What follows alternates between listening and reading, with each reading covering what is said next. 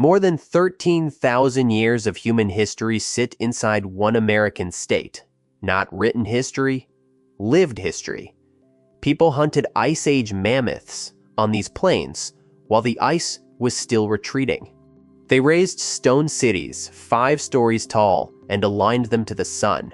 They carved tens of thousands of images into black volcanic rock. Some of their villages have been lived in without a break for over 1,000 years. Others held 2,000 people and emptied down to 17.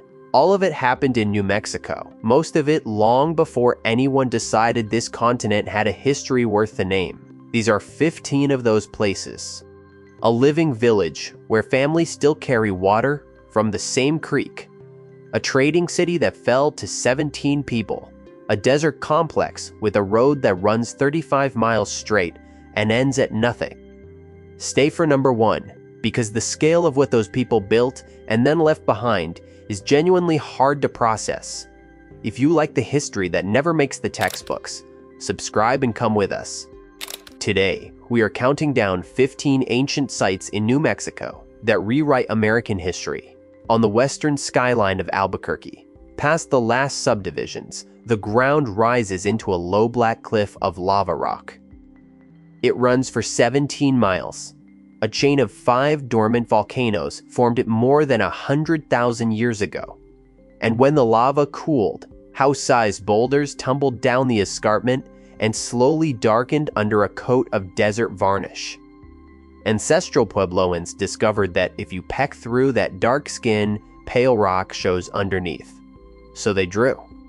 Across those boulders there are somewhere around 24,000 carved images.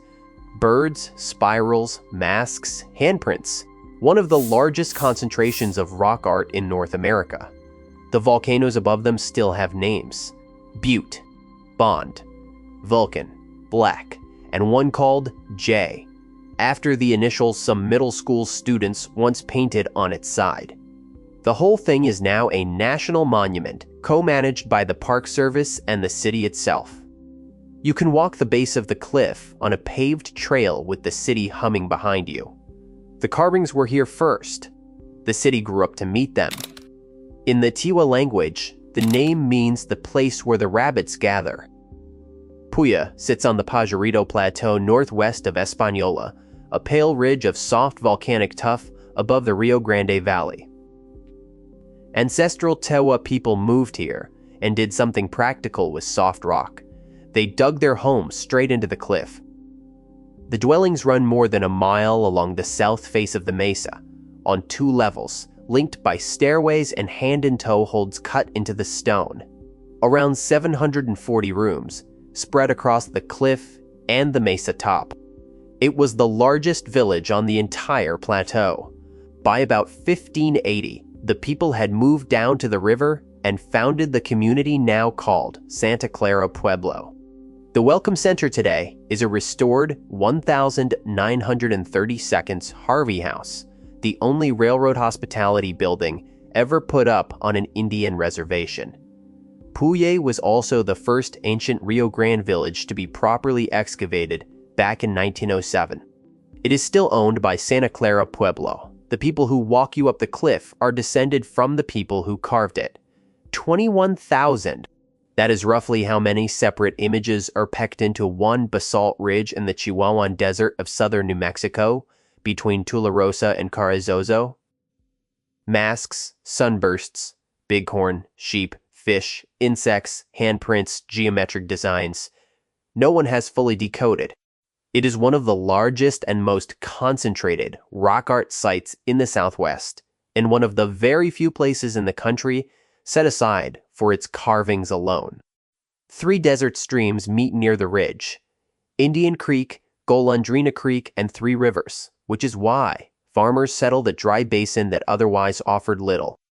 The people were Jornada Mogollon, and they lived in a village at the base of the rocks between roughly 900 and 1400 AD. What makes this site unusual is the proof.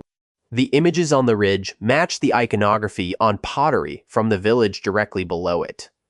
Archaeologists rarely get that clean a link between the art and the artists, but here it is solid. As the water thinned and the culture dispersed, after about 1400, the village emptied and the carvings stayed. You can walk a half-mile trail straight through them today, with snow-capped Sierra Blanca rising to the east. And the name we use for the people who made them, Mogollon, is not even theirs. It comes from an 18th century Spanish governor. 21,000 images on one ridge, and we still don't know what the artists called themselves. There is a sandstone bluff in western New Mexico that people could not stop signing. It rises nearly 200 feet out of Peñon juniper country near Rama, and hidden at its base is a shaded pool that holds water all year, not a spring, just rain and snowmelt caught in the rock. In dry country, a reliable pool is a reason to stop, so everyone stopped. Ancestral Puebloans built a village called Atsina on top of the bluff around 1275, home to as many as 1,500 people in some 875 rooms, and they packed the first images into the cliff. Centuries after they left, Spanish soldiers drinking from the same pool began carving their names below. The first was Juan de Oñate in 1605. After him came the standard line, Paso por aquí, passed through here, followed by a name and a date. Then, American surveyors and cavalry added theirs. Today, the monument protects more than 2,000 inscriptions and petroglyphs stacked across indigenous, Spanish, and American time on one wall. It is, in effect, a stone guest book on the edge of the Colorado Plateau. And there is a quiet irony to it. The sandstone was soft enough to carve easily, which is exactly why the carving caught on. It is also soft enough to erode. Everyone who stopped here wanted to be remembered. The rock is slowly forgetting them all.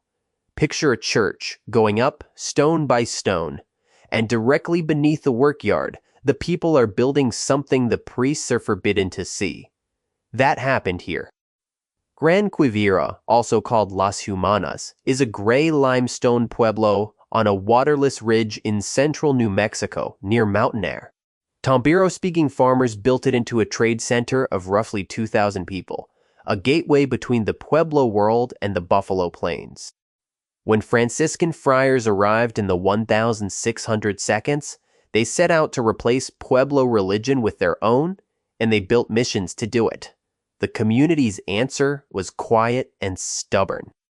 They tucked their kivas, the round ceremonial chambers at the heart of Pueblo life, into spots with little Spanish oversight, under patios and corrals, and modified the ventilator shafts to keep the ceremonies hidden.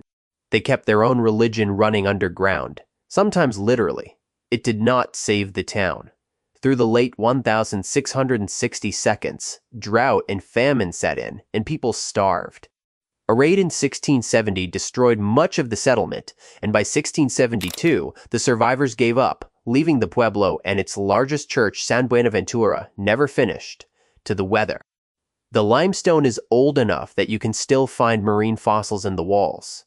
They hid their gods in the floor and kept them there until the day they walked out. The name is wrong, and everyone who works here will tell you so. The Aztecs never set foot in Aztec, New Mexico. Their empire rose far to the south in central Mexico, centuries after this place was built. But 19th century settlers could not imagine that local ancestors had raised something this large, so they reached for the most famous native builders they knew and guessed wrong. The name stuck to the ruin and to the town. The real builders were ancestral Puebloans, and tree ring dating puts most of the construction between about 1106 and 1125 by people who had come north from Chaco Canyon along a prehistoric road. The great house they built along the Animas River once held more than 400 rooms around a plaza, some still roofed with their original timbers 900 years later. There is one feature here you will not find anywhere else. In 1934, an archaeologist named Earl Morris rebuilt the collapsed Great Kiva, a 48-foot ceremonial chamber, and it remains the only fully reconstructed Great Kiva in the Southwest. You can walk down into it, out of the desert light, and into a cool, round, roofed hush that no other site can show you. There is also a band of green stone running across one wall, a decorative choice nobody has explained. The name was a guess by strangers. The people who built it knew exactly who they were. For a few centuries, if you wanted to trade between the Pueblo world and the Great Plains, you went through Pecos. It sat on a ridge above Glorieta Creek, at the mountain pass between the two worlds. The perfect place to control who and what moved through. Around 1100, farmers settled the valley in a couple of dozen small villages. Over the next 3.5 centuries, they fused into one enormous fortified pueblo, walled against raiders, stacked up to 5 stories with something like 1,000 rooms and 2,000 people. Excavators found flint here, from a quarry over 250 miles away in Texas, evidence of trade running deep across the continent. When Coronado came through in 1540, chasing cities of gold, the Pecos reportedly sent him off on a wild goose chase into the empty plains. What the Pueblo could not outlast was what came after. Spanish missions, the diseases the colonists carried, and relentless Comanche raiding. A mission church had gone up here in the 1622nd, burned in the 1680 Pueblo Revolt, and been rebuilt in 1717. Its tall adobe walls are still what you see first today. The population fell and kept falling. By 1838, there were 17 people left. They packed up, walked roughly 80 miles to relatives at Jemez Pueblo, and closed the largest town in the southwest behind them. Their descendants are still at Jemez. 17 people turned out the lights on a city of 2,000. When a volcano blankets a landscape in ash, the ash can harden into a rock soft enough to carve with a stick. That is what happened on the Pajarito Plateau, and the ancestral Puebloans who lived in Frijoles Canyon put it to work. They gouged rooms, called caveats, straight into the pale cliff walls, choosing the sunny south-facing side for warmth. And they smoked the ceilings and plastered the walls so the soft rock would stop crumbling down on them. Over 1,000 of those carved rooms line the canyon. On the canyon floor, they raised Taiwanyi, a circular village of more than 400 rooms, 2 to 3 stories high, wrapped around a central plaza, one of the earliest apartment complexes in North America. People lived across this plateau from about 1150 to the 1500 seconds, then moved down to the Rio Grande. The place is named for Adolphe Bandelier, who was led into the canyon in 1880 and called it the grandest thing he had ever seen. The canyon is quiet now, a creek, birdsong, and the hollow knock of visitors, climbing wooden ladders up into the cliff dwellings. And one modern detail lands strangely. This canyon of 1,000-year-old cliff homes sits directly below Los Alamos, where the atomic bomb was built in secret. The oldest apartments in the country, a short drive from the newest weapon ever made. We are more than halfway down the list, if any of these numbers have stopped you. The 17 people, the 21,000 carvings, the 1,000 years. Leave a thumbs up and tell me in the comments which one hit hardest. The next 7 only get older. Some places take centuries to build and centuries to empty. This one lasted a lifetime. Deep in the Gila wilderness of southwestern New Mexico, the first designated wilderness in the world, a small group of Mogollon farmers climbed to a set of natural caves above a creek in the late 1200 seconds and decided to stay. They hauled stone up and walled 5 alcoves into about 40 rooms. They farmed the mesa tops, made pottery, raised children. Tree rings from the original roof beams date the building to the 1270 seconds and 1280 seconds. And then by about 1300, they were gone. After only 1 or 2 generations, during the Great Drought that emptied so much of the Southwest, it is the only site in the entire national park system. Getting there still takes real effort. Hours of tight mountain switchbacks on a road famous for being slow, narrow, and edged with long drops. But the reward is unusual. Because the caves are so remote and so sheltered, the walls, the original beams, and even fingerprints survived. Pressed into the mud mortar are the fingerprints of the people who built it, more than 700 years old, still visible on a ranger walk. They lived here for a single lifetime. The canyon has kept their handprints for 7 centuries. On the west bank of the Rio Grande, just north of Albuquerque, there is a Taiwa village called Kuaua. The word means evergreen. It was built around 1300, an earthen town that grew to about 1,200 people, and for 2 centuries it did what Pueblo communities did: farmed the river bottom, traded, and painted the walls of its ceremonial kivas. That painting is the reason we are talking about it. In a Pueblo kiva, when a set of murals had served its purpose, the walls could be replastered and painted again. At Kuaua, that happened over and over. When archaeologists opened one square kiva in the 1932, they did not find a painting. They found 17 of them, mural over mural over mural, each sealed under the next, like layers of sacred wallpaper 500 years deep. They separated them, one careful layer at a time. What emerged are images of rain, clouds, lightning, and ritual figures. And they are now widely called the finest examples of pre-contact mural art anywhere in North America. 14 of the originals hang in the visitor center today, and a reconstructed kiva on the site lets you climb down into that painted world, though no photographs are allowed inside. The rest of the story is harder. In 1540, Francisco Vázquez de Coronado marched up this valley with soldiers and indigenous allies, hunting the mythical 7 cities of gold. He found no gold, only, by his own account, prosperous farmers. The conflict he brought helped empty the Pueblo within a century.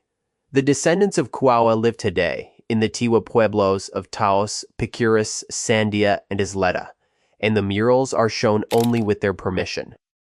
Coronado came looking for cities of gold and walked straight past the real treasure, 17 paintings deep, sealed in a wall he never opened. This one is not a ruin, and it matters that we say so up front.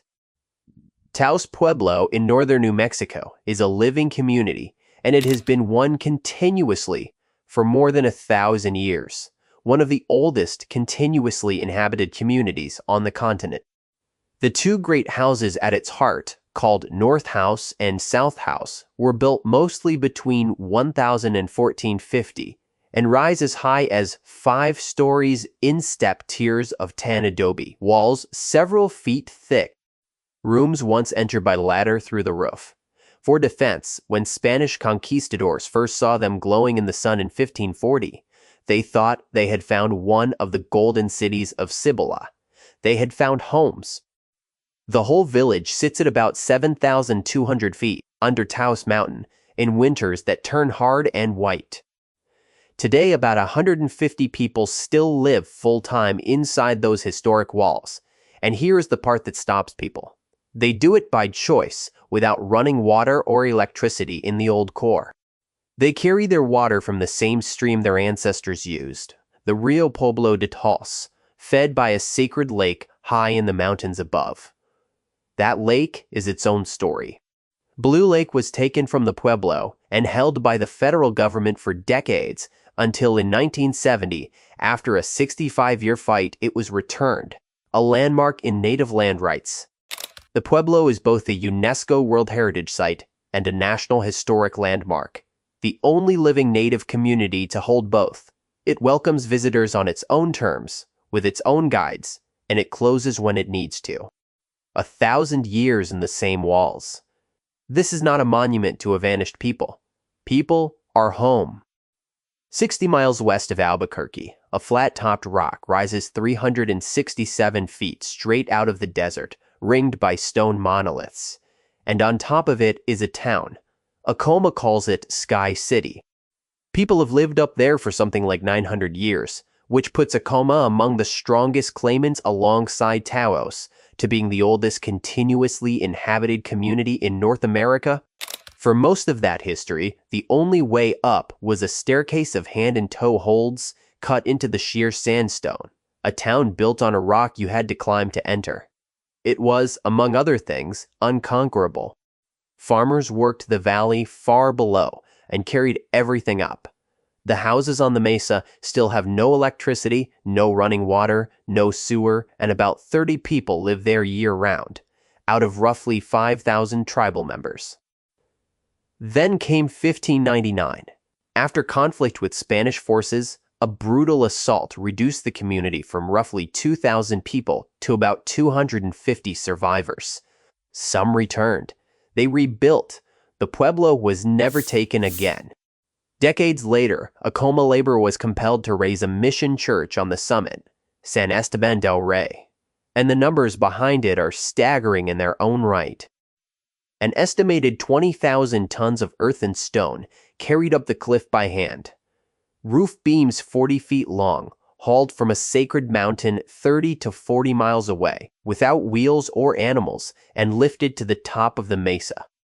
Walls up to 7 feet thick, it still stands, and it survived the 1680 Pueblo revolt when most missions did not.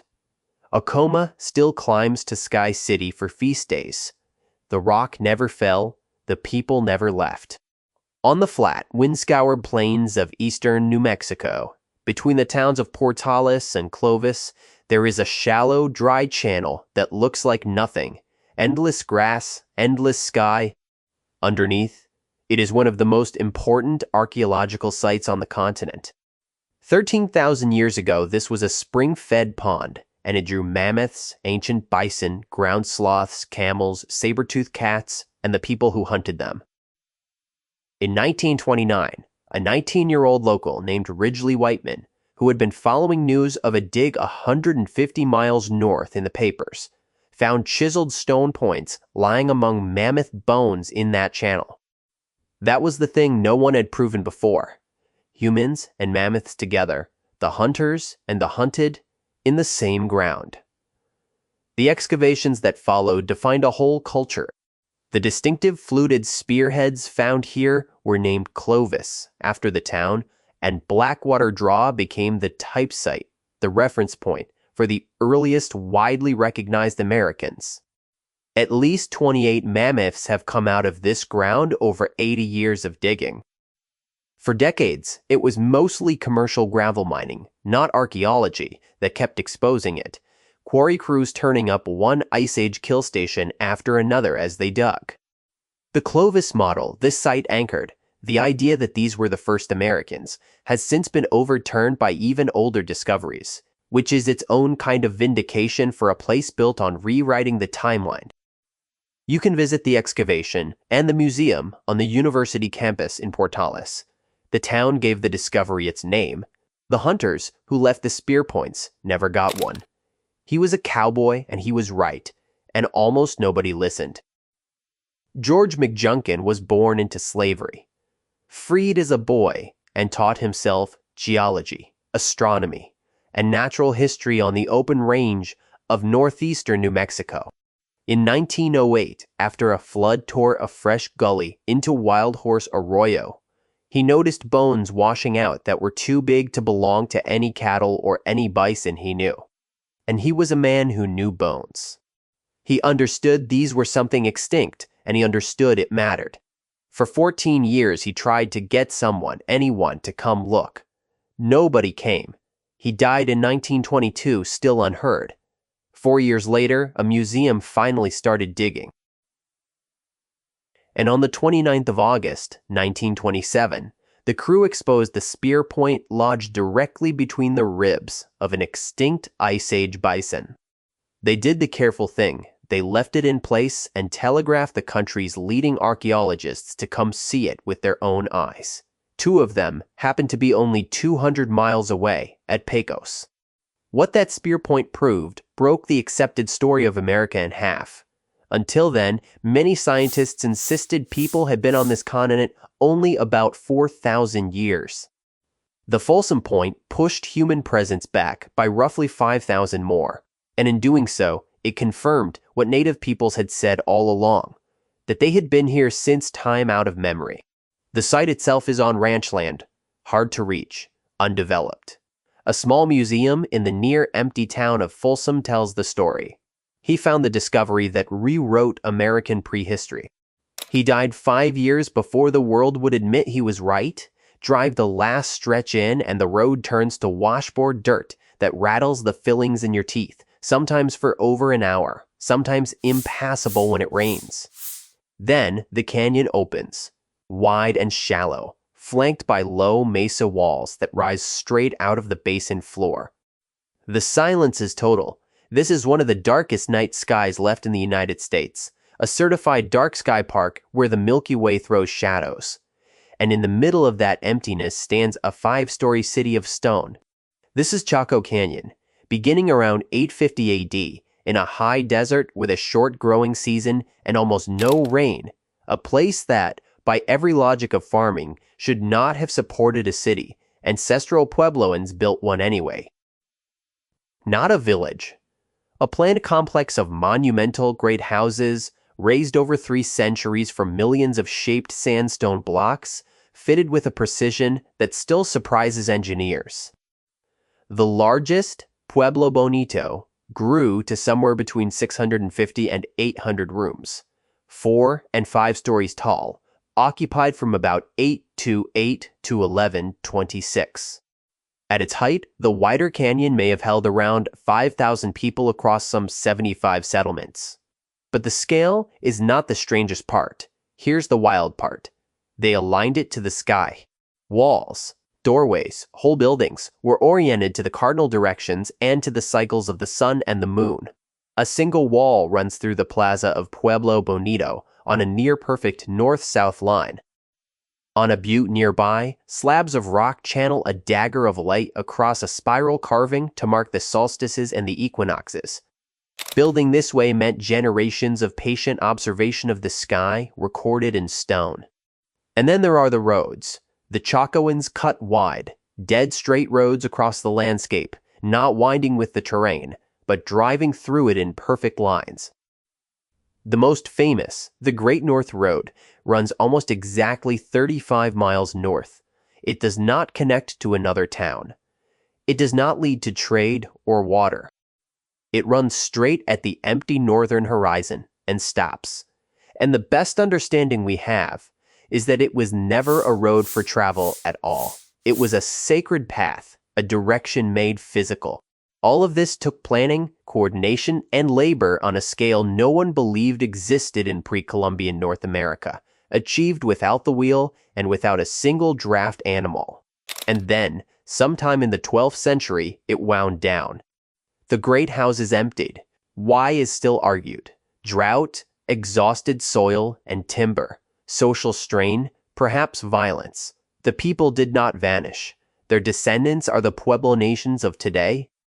But the center they built was left to the desert. What remains is the largest, most sophisticated, ancient complex north of Mexico, sitting at the end of a road that runs 35 miles to nowhere. Stand in that silence, under that sky, and the question is not how they left. It is how here, of all places, they ever built it at all. 15 sites. And together they cover more than 13,000 years of continuous human presence on one stretch of land. My own favorite is Folsom. Not for the ruins, because there aren't any, but because the man who cracked it open died unheard. Which of these surprised you most, and which New Mexico site did I miss? Tell me below. And if you want more of the history, the textbooks, skip, subscribe.